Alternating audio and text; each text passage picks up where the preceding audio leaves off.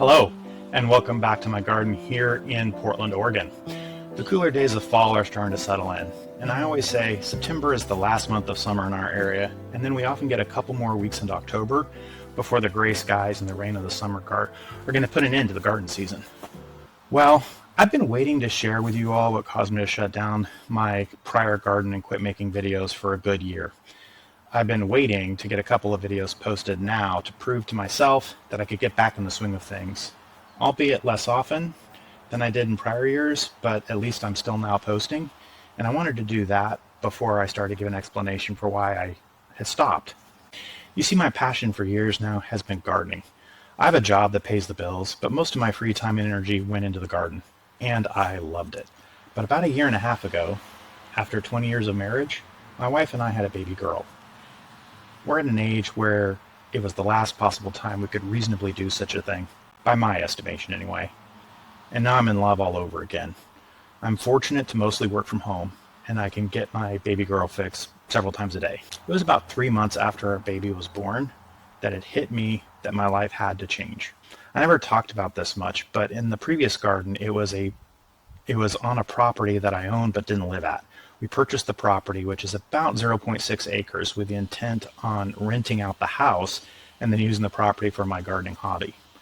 We ended up using the house as an office since both my wife and I work from home, and I have a small consulting business and enjoyed gardening there. That's why I was able to use the basement of that house as my seed starting nursery, which you can see in prior videos. But with a new member of the family, a couple of key things changed. First and foremost, I just don't have the time to garden at the same scale. I want to enjoy the time with my baby girl. And secondarily, while we're financially fortunate, having a baby does make an impact on the family budget.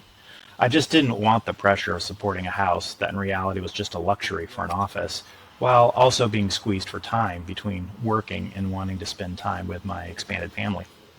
So I shut down that garden, mulching it over with a thick layer of wood chips, and we rented out the house. I kept the large garden area, the greenhouse, the sheds, some of those things you've seen in my videos, out of the rental agreement, the lease. So that's all available to me. However, part of the plan to give me breathing room for family time was to cut down on my commitments, including gardening, as well as saving money. So I haven't been over there gardening, although I visited every month or so to check out things, and I still have a lot of gardening stuff stored there. I might share some pics of things that are going on there from time to time in my videos. Now I'm coming to you from my residence. This is where my first garden actually was. That's why there's a row of mature Espalier apple trees along the walkway here. As you can see, it's very sloped and mostly driveway. When I started getting deeper into gardening, that's when we found a rental property that became a gardening home. Meanwhile, I've continued to reside here. That was over a decade ago. When I left this original garden, I left it here with a simple mulch, which then turned to dust and weeds over time while I focused elsewhere. Well, I'm back here now, and the fruit trees and the grapes I planted here, along with, of course, the runaway mint, it's all here. But it's otherwise a blank canvas. I returned with more gardening experience, I would like to say, skills, I hope. So let's see what this can be. I'll be working on the infrastructure the rest of this year, especially the west side of the driveway, setting up beds and a path. Yes, this is the backyard, a driveway running north and south that goes to the garage and under the house, and 2 sloping areas on either side. Once I get this west side fixed up, I hope to move on to the east side, probably next year. Let's talk about a few projects I have going on here. Underneath this deck, I've set up my watering hub, so to speak.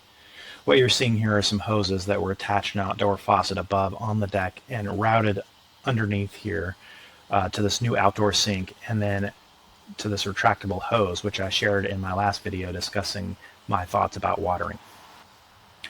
These are just some regular garden hoses you can buy on Amazon. I liked the metal look for this purpose. The hardest part was finding the right fitting that would actually attach the end of a garden hose to a sink water supply line. That apparently is not as common as I thought it would be, and I had to try several fittings to land on the one that would work perfectly. Maybe if I understood fittings and sizes better, it would have been a faster project.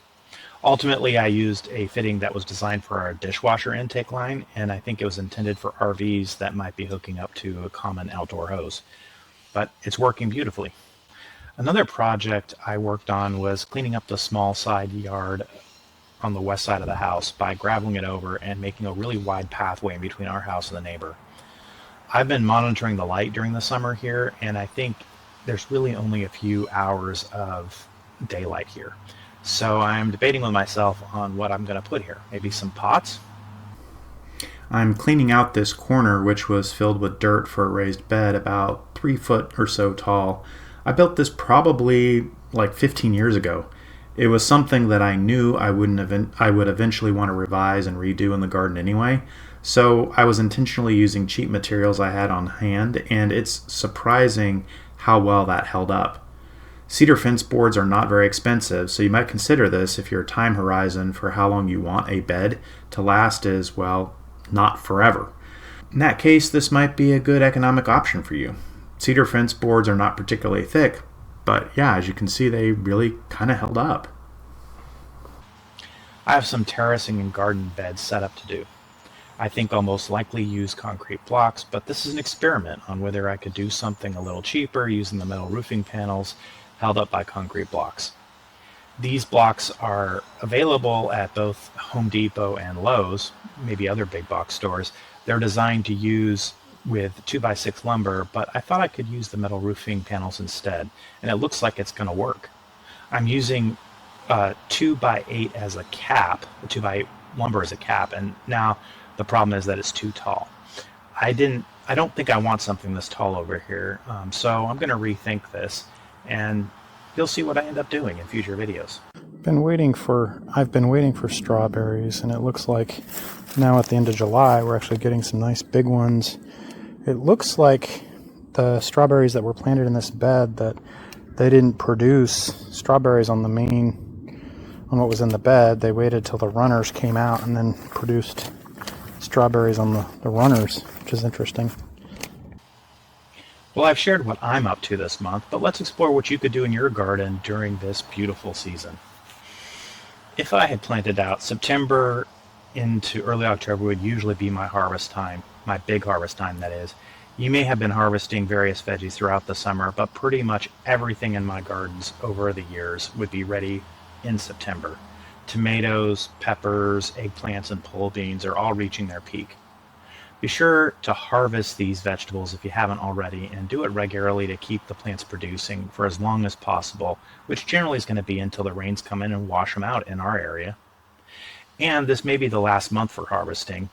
As I mentioned earlier, much of this will probably end around mid-October when the rains come, if not sooner. Hopefully you have lots of produce to pick, and you should consider preserving some of the harvest. You can can tomatoes, pickle cucumbers, freeze your peppers. Just enjoy the garden's bounty well into your winter months. For me, I used to primarily freeze my produce to save it for later, including tomato sauce. I did that instead of canning. It was just faster for me and easier. But as my growing advanced, I didn't even have time to save everything I was growing by freezing it.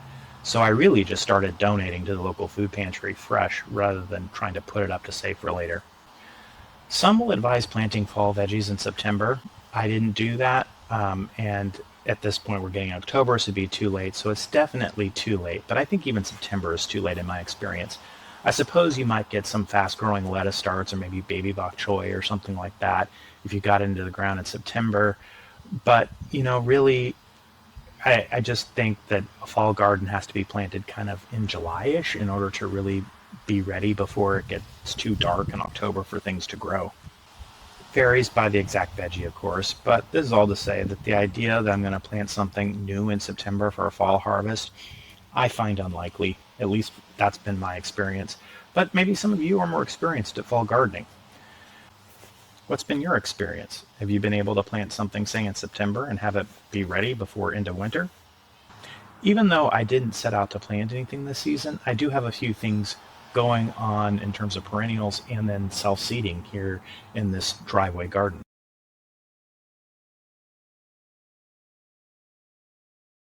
Late growing pumpkin here on a volunteer. It's already September 4th, so I don't know if it'll really make it, but I'll leave it going, hopefully.